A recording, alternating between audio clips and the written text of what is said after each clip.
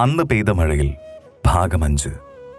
കഥയിലേക്ക് പോകുന്നതിന് മുൻപ് നിങ്ങൾ ആദ്യമായാണ് ഈ ചാനൽ കാണുന്നതെങ്കിൽ ചാനൽ സബ്സ്ക്രൈബ് ചെയ്ത് ബെല്ലൈക്കൺ ക്ലിക്ക് ചെയ്ത് നോട്ടിഫിക്കേഷൻസ് എല്ലാം ഇനേബിൾ ചെയ്യാൻ മറക്കരുത്. കൂടാതെ കഥ ഇഷ്ടമായാൽ നിങ്ങളുടെ ഒരു ലൈക്കും കമൻറ്റും പ്രതീക്ഷിക്കുന്നു. ഇനി നമുക്ക് കഥയിലേക്ക് പോകാം. പിന്നീട് പ്രിയക്ക് ആഹാരം കൊടുക്കുമ്പോൾ സതിയുടെ കൂടെ വർഷയും ചെന്നു തുടങ്ങി.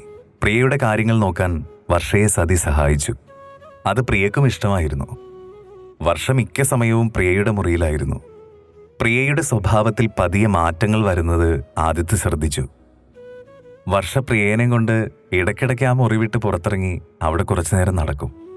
ആദിത്യം സതിയൊന്നും അടുത്തില്ലാത്തപ്പോൾ മാത്രമേ പ്രിയ മുറിക്ക് പുറത്തേക്ക് ഇറങ്ങൂ. പക്ഷേ സ്റ്റെയർ കേസ് ഇറങ്ങി താഴെ വരാനോ മറ്റു മുറികളിലേക്ക് കയറാനോ അവൾ കൂട്ടാക്കിയില്ല. ഒരു ദിവസം സതിയും ആദിത്യം ഡൈനിങ് ടേബിളിൽ കഴിച്ചുകൊണ്ടിരിക്കുകയായിരുന്നു. ഇന്ന് നിങ്ങളുടെ കൂടെ ഒരാളും കൂടി ഇരിക്കാനുണ്ട് കേട്ടോ, സ്റ്റെയർ കേസ് ഇറങ്ങി വന്ന വർഷ പറഞ്ഞു.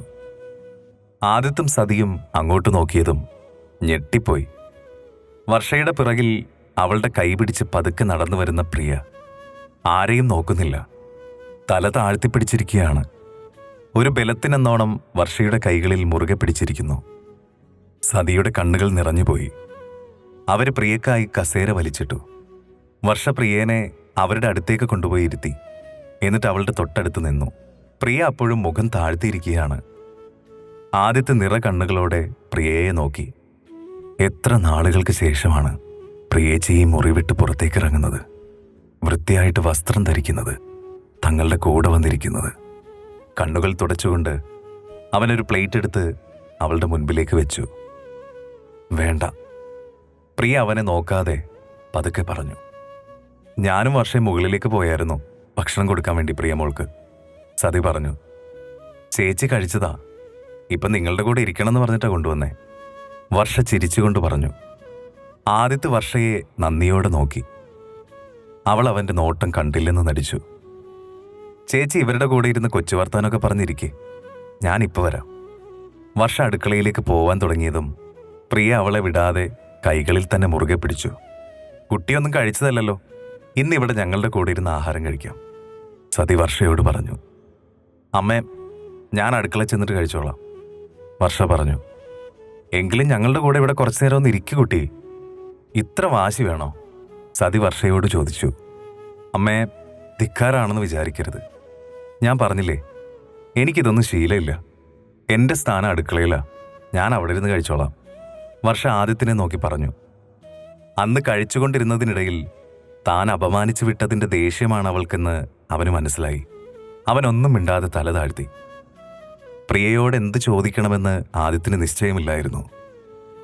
അവരെ കഴിച്ച് കഴിയുന്നതുവരെ വർഷ പ്രിയയുടെ കൈയും പിടിച്ച് അവിടെ നിന്നു. സതി ചോദിച്ച എന്തിനൊക്കെയോ 1-2 വാക്കുകളിലൂടെ പ്രിയ ഉത്തരം പറഞ്ഞു.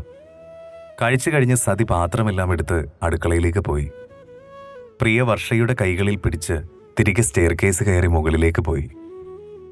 ആദ്യത്തെ കൈ കഴുകിയിട്ട് പ്രിയയുടെ മുറിയുടെ വാതിൽക്കൽ ചെന്ന് നിന്നു. അവനെ കണ്ടതും വർഷ മുറിയിൽ നിന്ന് ഇറങ്ങാൻ തുടങ്ങി. പ്രിയ ഒരു ആശ്രയത്തിനെന്നോണം അവളുടെ കയ്യിൽ പിടിച്ചു. എന്തിനാ പേടിക്കുന്നേ, ഞാനിവിടെ തന്നെ ഉണ്ടല്ലോ, നിങ്ങൾ രണ്ടുപേരും കൂടി സംസാരിക്കേ. നിങ്ങൾ ആങ്ങളെയും പെങ്ങളോ അല്ലേ, നിങ്ങൾ സംസാരിച്ച് കഴിഞ്ഞിട്ട് ഞാൻ വരാം. വർഷ ബലമായിട്ട് അവളുടെ കൈകൾ വിടിയിച്ചു. വെളിയിലേക്ക് പോയി. ആദ്യത്തെ മെല്ലെ പ്രിയയുടെ അടുത്തേക്ക് നടന്നു. പ്രിയ അവനെ നോക്കാതെ കട്ടിലിൽ കാലു കയറ്റിവെച്ച് പേടിച്ച് ചുരുണ്ടുകൂടിയിരുന്നു. ആദ്യത്തെ പ്രിയയുടെ കട്ടിലിൻ്റെ താഴെ അവളുടെ തൊട്ടു മുൻപിലായി ഒരു കൈ അകലത്തിൽ നിലത്തിരുന്നു. പ്രിയേച്ചി, ആദ്യത്തെ വിളിച്ചു. പ്രിയ അവനെ നോക്കാതെ കാലുകൾക്കിടയിൽ മുഖം പൂഴ്ത്തി വെച്ചു. എന്നെ ഒന്ന് നോക്ക് പ്രിയേച്ചി. ആദിത്യൻ്റെ കണ്ണുകൾ നിറഞ്ഞു വന്നു. ആദിത്യ മെല്ലെ പ്രിയയുടെ കൈകളിൽ തൊട്ടു. അവൾ അവൻ്റെ കൈകൾ തട്ടിമാറ്റി. ശപിക്കപ്പെട്ടൊരു ജന്മമാണ് പ്രിയേച്ചി എൻ്റേത്. എന്നെ സ്നേഹിക്കുന്ന ആരെയും സംരക്ഷിക്കാൻ കഴിവില്ലാതെ പോയ ശപിക്കപ്പെട്ടൊരു ജന്മം. ആദിത്യ അവിടെ ഇരുന്ന് പൊട്ടിക്കരഞ്ഞു. അവൻ്റെ കരച്ചിൽ കേട്ട് പ്രിയ പതിയെ മുഖമുയർത്തി അവനെ നോക്കി. അവളുടെ കണ്ണുകൾ നിറഞ്ഞു വന്നു. മെല്ലെ അവൻ്റെ മുടികളിൽ തലോടി. അവൻ അവളുടെ കൈകൾ കൂട്ടിപ്പിടിച്ച് അതിൽ മുഖം പൂഴ്ത്തി ഏങ്ങലടിച്ചു കരഞ്ഞു. നിറഞ്ഞു വന്ന കണ്ണുകൾ തുടച്ചുകൊണ്ട് വർഷയും സതിയും വാതിൽക്കൽ തന്നെ ഇതെല്ലാം കണ്ടുകൊണ്ട് നിൽക്കുന്നുണ്ടായിരുന്നു. വർഷ അവളുടെ മുറിയിൽ ചെന്നിരുന്ന് അവളുടെ ഫോൺ കയ്യിലെടുത്തു. അങ്ങനെ ആദ്യത്തെ കടമ്പ കടന്നു കിട്ടി. അവളുടെ പ്രിയപ്പെട്ട ആളുടെ ഫോട്ടോയിലേക്ക് നോക്കി പറഞ്ഞു. ആ ഫോട്ടോ നെഞ്ചോട് ചേർത്ത് പിടിച്ച് അവൾ കരഞ്ഞു. പ്രിയ പതിയെ ആദിത്യനോടും സതിയോടും കുറച്ചൊക്കെ സംസാരിച്ചു തുടങ്ങി. അവരുടെ കൂടെ ഇരുന്ന് ആഹാരമൊക്കെ കഴിക്കാനും തുടങ്ങി. പ്രിയ ആഹാരം കഴിക്കുന്ന സമയം അത്രയും വർഷ അവളുടെ കൂടെ ടേബിളിന്റെ സൈഡിൽ നിൽക്കും. സതിയും പ്രിയയും നിർബന്ധിച്ചിട്ട് പോലും അവൾ അവരുടെ കൂടെ ഇരുന്ന് കഴിക്കാൻ തയ്യാറായില്ല. അത് തന്നോടുള്ള പ്രതിഷേധമാണെന്ന് ആദിത്യന് മനസ്സിലായി. പ്രിയയുടെ ഓരോ മാറ്റത്തിന് പിന്നിലും വർഷയാണെന്ന് ആദിത്യന് സതിക്കും അറിയാം. അതുകൊണ്ട് തന്നെ സതി വർഷയെ അടുക്കള ജോലി അധികം ഏൽപ്പിക്കാതെ പ്രിയയുടെ കൂടെ തന്നെ സദാസമയവും ചിലവഴിക്കാൻ സമ്മതിച്ചു. വർഷ പക്ഷേ ആദിത്യനോട് അകലം പാലിച്ചു തന്നെ നടന്നു. പ്രിയ സംസാരിക്കാനും മുറിക്ക് പുറത്തിറങ്ങാനും തുടങ്ങിയതിൽ പിന്നെ ആദിത്യ പല പ്രാവശ്യം വർഷയോട് സംസാരിക്കാൻ ശ്രമിച്ചെങ്കിലും അവൾ മുഖം കൊടുത്തില്ല. അന്ന് പ്രിയയോട് എന്താണ് പറഞ്ഞതെന്ന് ചോദിച്ച് വർഷയുടെ കൈ പിടിച്ച് വേദനിപ്പിച്ചതിൽ പിന്നെ അവൾ ആദിത്യ വീട്ടിലുള്ളപ്പോൾ ആദിത്യന്റെ മുറിയിൽ കയറാനോ അവനോട് സംസാരിക്കാനോ മനസ്സ് കാണിച്ചിരുന്നില്ല. ആദിത്യ മിക്കപ്പോഴും ഓഫീസ് ആവശ്യവുമായിട്ട് ബന്ധപ്പെട്ട് ലാപ്ടോപ്പിന്റെ മുൻപിൽ തന്നെ ആയിരിക്കും. ഇടയ്ക്ക് ആദിത്യ ലാപ്ടോപ്പിൽ അന്ന് കണ്ട പെൺകുട്ടിയുടെ അതേ പടം നോക്കി ഇരിപ്പുണ്ടാകും. അവന്റെ കണ്ണിൽ കൂടി കണ്ണുനീരൊലിച്ചിറങ്ങുന്നതും കാണാം. കാണാൻ ഏകദേശം തന്നെപ്പോലെ തന്നെ ഇരിക്കുന്ന ആ പെൺകുട്ടി ആരാണെന്നറിയാൻ വർഷയ്ക്ക് ആഗ്രഹമുണ്ടായിരുന്നു. ചോദിക്കാൻ സ്വാതന്ത്ര്യമില്ലാത്തതുകൊണ്ട് അവൾ ഒന്നും ചോദിച്ചില്ല. പിറ്റേന്ന് വർഷ സതിയുടെ കൂടെ അടുക്കളയിൽ ജോലി ചെയ്തുകൊണ്ടിരിക്കുകയായിരുന്നു. കുട്ടി, പ്രിയമോൾക്ക് വേണ്ടി കാച്ചിയ എണ്ണ അവിടെ ഇരിപ്പുണ്ട്. ഇഷ്ടാണെങ്കിൽ അതെടുത്ത് തേച്ചോളൂ കേട്ടോ, മുടി നന്നായിട്ട് വളരും, സതി വർഷയോട് പറഞ്ഞു. വർഷ നന്ദിയോടെ സതിയെ നോക്കി. സതി നല്ല മൂഡിലാണെന്ന് മനസ്സിലായതും ആദിത്യന്റെ ലാപ്ടോപ്പിൽ കണ്ട പെൺകുട്ടിയെപ്പറ്റി സതിയോട് ചോദിക്കാമെന്ന് അവൾ തീരുമാനിച്ചു. അമ്മേ, ഇവിടുത്തെ സാറിന് ആരോടെങ്കിലും ഇഷ്ടമുണ്ടായിരുന്നോ? വർഷ രണ്ടും കൽപ്പിച്ച് സതിയോട് ചോദിച്ചു. മോനങ്ങനെ ഇഷ്ടമുള്ളതായിട്ടൊന്നും എനിക്കറിയില്ല. മോളെന്താ ഇപ്പം അങ്ങനെ ചോദിച്ചേ? അവൾ ഒരു നിമിഷം പറയണോ വേണ്ടയോ എന്ന് ആലോചിച്ചു. അല്ല, മിക്കപ്പോഴും സാറിൻ്റെ ആ കൊച്ചു കമ്പ്യൂട്ടറിലേ ഒരു പെൺകുട്ടിയുടെ ഫോട്ടോ നോക്കിയിരിക്കുന്നത് കാണാം. മുടിയൊക്കെ റിബൺ കൊണ്ട് കെട്ടി, വലിയ കണ്ണുകളും നുണക്കുഴിയൊക്കെയുള്ള ഒരു സുന്ദരിക്കുട്ടി. എന്താണ് രസമെന്നറിയോ? ആ കുട്ടിയെ കണ്ട എൻ്റെ അനിയത്തിയെ പോലെ തന്നെ ഇരിക്കുന്നു. നല്ല മുഖസാമ്യമുണ്ട്.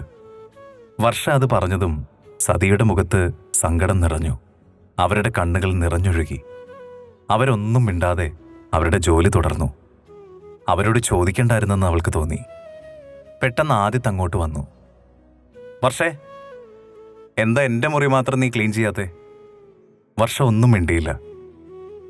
ഇന്നലെ വർഷ ചെയ്യാൻ തുടങ്ങിയതായിരുന്നു മോനെ. അപ്പോൾ പെട്ടെന്ന് അവൾക്ക് തല കറങ്ങി. അതുകൊണ്ട് പിന്നീട് മതിയെന്ന് ഞാനാ പറഞ്ഞേ, സതി പറഞ്ഞു. ഇന്നലെ ആദ്യത്തെ മുറിയിലുണ്ടായിരുന്നത് കൊണ്ടാണ് അവിടം വൃത്തിയാക്കാൻ അവൾ പോകാതിരുന്നത്. വർഷ തനിക്ക് വയ്യ എന്ന് കള്ളം പറഞ്ഞതും അതുകൊണ്ട് തന്നെയാണ്. കുറച്ചു കഴിഞ്ഞ് ആദിത്യ വെളിയിൽ പോയ നേരം സതിയും പ്രിയയും ഉച്ച ഉറക്കത്തിലായിരുന്നു. വർഷ മുകളിലെല്ലാം അടിച്ചു വാരിക്കൊണ്ടിരുന്നു. മുകളിൽ ആദിത്യന്റെ മുറിയിലെത്തിയപ്പോൾ കയറണോ വേണ്ടയോ എന്ന് സംശയിച്ചു. ആദിത്യ വെളിയിൽ പോയ സമയമായതിനാൽ അവൾ തുടയ്ക്കാനുള്ള സാമഗ്രികൾ എടുത്ത് അകത്തേക്ക് കയറി. മുറി തുടച്ചതിന് ശേഷം അവൾ ബാത്റൂം തുടയ്ക്കാൻ വേണ്ടി കയറിയപ്പോൾ ആദിത്യ വന്നു. അവൻ വന്നത് അവൾ അറിഞ്ഞതേയില്ല. വർഷ അകത്തുണ്ടെന്ന് അവന് മനസ്സിലായി. അവൻ പെട്ടെന്ന് വെളിയിൽ പോയി ഷൂസ് ഇട്ടുകൊണ്ട് വന്നു. ഒച്ചയുണ്ടാക്കാതെ തുടച്ച് വൃത്തിയാക്കിയിട്ട തറയിലൂടെ അങ്ങോട്ടും ഇങ്ങോട്ടും നടന്നു. വർഷ വന്ന് കാണുമ്പോൾ ഇതിന്റെ പേരിൽ എന്തെങ്കിലും പറഞ്ഞ് വഴക്കുണ്ടാക്കുമെന്ന് അവനറിയാം. അങ്ങനെയെങ്കിലും അവൾ തന്നോടൊന്ന് സംസാരിക്കട്ടെ എന്ന് അവൻ ആഗ്രഹിച്ചു. അവനൊന്നും അറിയാത്തതുപോലെ അവൻ സോഫയിൽ പോയിരുന്നു. ബാത്റൂമിൽ നിന്നിറങ്ങിയ വർഷ ആദിത്യനെ കണ്ടൊന്ന് പകച്ചു. പിന്നീടാണ് അവൻ ചെയ്തു വെച്ച പണി കാണുന്നത്. തറ മുഴുവൻ ഷൂസിട്ട് വൃത്തികേടാക്കി വെച്ചിരിക്കുന്നു. ആദിത്യ അവളെ ഒന്ന് നോക്കി. ഒരു പൊട്ടിത്തെറി അവൻ പ്രതീക്ഷിച്ചിരുന്നു. അവൻ മനഃപൂർവ്വം ചെയ്തതാണെന്ന് അവൾക്ക് മനസ്സിലായി. വർഷ ആദിത്യനെ ഒന്ന് നോക്കുക പോലും ചെയ്യാതെ ഒന്നേന്ന് വീണ്ടും തുടങ്ങി. വർഷയ്ക്ക് എന്നോട് ദേഷ്യമാണോ? വർഷ ഒന്നും മിണ്ടിയില്ല. എന്താ ഞങ്ങളുടെ കൂടെ ഇരുന്ന് കഴിക്കാൻ വരാത്തെ? അവൾ ഒന്നും മിണ്ടാതെ ജോലി തുടർന്നു. വിഷമം ഉണ്ടാക്കുന്ന രീതിയിൽ എന്തെങ്കിലും പറഞ്ഞിട്ടുണ്ടെങ്കിൽ സോറി. ആദിത്യ ആത്മാർത്ഥമായി തന്നെ അവളോട് ക്ഷമാപണം നടത്തി. ആദിത്യ പറഞ്ഞത് കേട്ട് വർഷ മനസ്സുകൊണ്ട് സന്തോഷിച്ചെങ്കിലും അവനെ ദേഷ്യം പിടിപ്പിക്കാൻ അവൾ ഒന്നും മിണ്ടാതിരുന്നു. വർഷയെ നിന്നോടാണ് ഞാൻ സംസാരിക്കുന്നത്. ആദിത്യ വീണ്ടും പറഞ്ഞു. വർഷ അത് കേട്ട ഭാവം നടിച്ചില്ല. ആദിത്യന് നല്ല ദേഷ്യം വന്നു. അവൻ സോഫയിൽ നിന്ന് എഴുന്നേറ്റ് ചെന്ന് വാതിലടച്ചു കുറ്റിയിട്ടു. എന്നിട്ട് വർഷയുടെ നേരെ പാഞ്ഞെടുത്തു. തുടരും. വീഡിയോ ഇഷ്ടമായെങ്കിൽ ലൈക്ക് ചെയ്യാനും ഷെയർ ചെയ്യാനും സബ്സ്ക്രൈബ് ചെയ്യാനും മറക്കരുത്.